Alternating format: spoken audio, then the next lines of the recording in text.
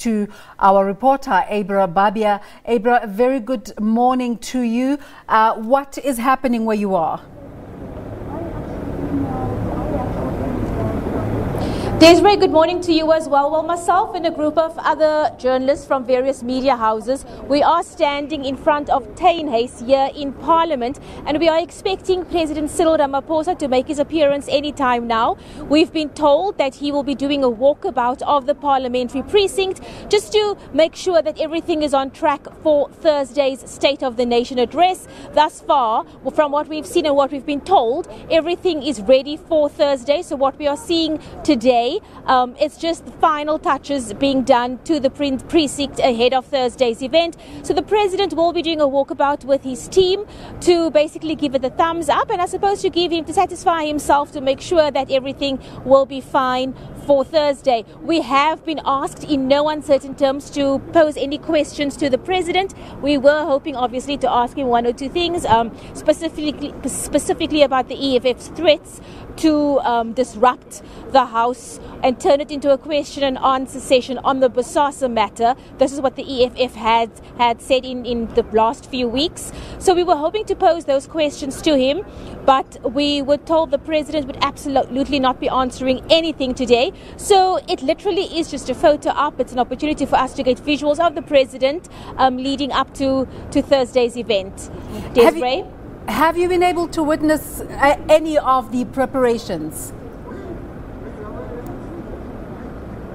Yes, I actually have. I worked over the weekend, and as I came in, it's something I've never ever seen in all my years here at Parliament, because normally the red carpet, to my knowledge, it only really gets rolled out on the day, if I recall correctly. And it's quite a big deal. Obviously, it's, the elusive red carpet, which we see once a year. But when I got to work on Sunday, there were loads of trucks, and the red carpet was actually out in its full glory. It was being spruced up. It was being given a proper clean for Thursday. At the moment, all the broadcasters are slowly making their way into the precinct as well, prepping for the event, making sure all their lines are laid, all their equipment is set up. There's a lot of cleaning up. There's loads of contractors. There's lots of police. I even saw police directing traffic this morning outside the precinct, and I actually haven't received any answers on why that was happening. I found that to be quite odd. Even the two main parking areas where journalists and normal parliamentary staff normally park, those are packed. There are trucks in there, loads of police vehicles. So one of the big issues at the moment is, where are we all going to park on Thursday? It's going to be chaos coming into Parliament. So obviously we're going to have to see how those things play out. But right now it's a hive of activity. It's a buzz over here. Loads of work being done, but the work's actually been going into sprucing up the precinct for the last few months. There's been a lot of things in terms of cleaning the buildings, cleaning the ground over here, because they do all sorts of special sanitizing of the cobblestones. So that's what's been happening. Yes, and I suppose we can expect more of the same for today and tomorrow. And I assume that from tomorrow we're going to be seeing the dress rehearsals. Remember, we've been told that Parliament's opening is going to be toned down quite a bit this year due to the financial issues. But so it'll be interesting to see what kind of dress rehearsals we actually have. I suppose we are still going to have the horses. We are still going to have the bands. So they will probably start arriving from later on today. And within the next few days also, I suppose we'll be hearing about the road closures. That's obviously a big thing to people who work in the city centre and will be needing to get out. So those are things we are expecting to be coming in over the next few days. Desiree? Abra, there was supposed to be a parliamentary dialogue with stakeholders and media. Has that happened already? And were you able to take out some sort of information out of that engagement?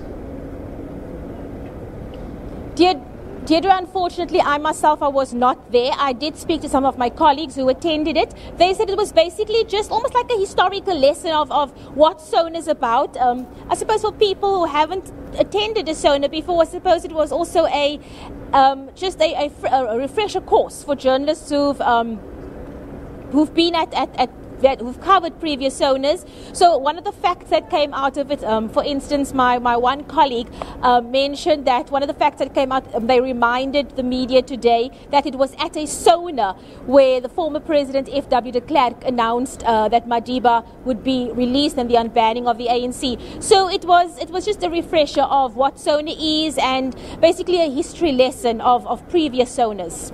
You say that you're part of a media contingent at the moment in Parliament. Are you able to give us a sense of media interest? Are there any foreign journalists who are coming through to cover the State of the Nation address? I saw the list of accredited media and it's long. It's really long. Obviously, SABC has got the most names on that list, but there are journalists from around the country, France 24. I saw loads of names, many media houses. I know some people are still battling with their accreditation, and we are hoping that that process will be sorted out before the day, because it will obviously be really sad if journalists aren't able to get in, even though they've fulfilled all the obligations in terms of accreditation. So that's something obviously that will have to be smoothed out before the day. But right now I don't see any international media. It's the local PGA from Parliament. But I can guarantee you we are going to be seeing a much, much bigger media presence over the next 2 days. Do you know if President Cyril Ramaphosa is already in the precinct? Oh, yes, he is. His people are here. This walkabout was actually supposed to happen at midday, at 12. And then we were informed at about 11:15 that it's been pushed forward, I suppose, because the president has to be at the mining in Durban, if I'm not mistaken. So it was there. We were then told, like, at the last minute, that it's been pushed forward to 11 o'clock. So we've all been in position since 11 o'clock waiting. The presidency people, they are here. The communications people have come out to brief us. He is currently in Tainais. He's probably meeting with some of people in his office. I saw his advisors leaving like a few minutes ago. We were told that We're going to have to leave it there. Thank you so much for that update, and I suppose we will connect back to you as soon as the president appears for the walkabout. But let's cross back.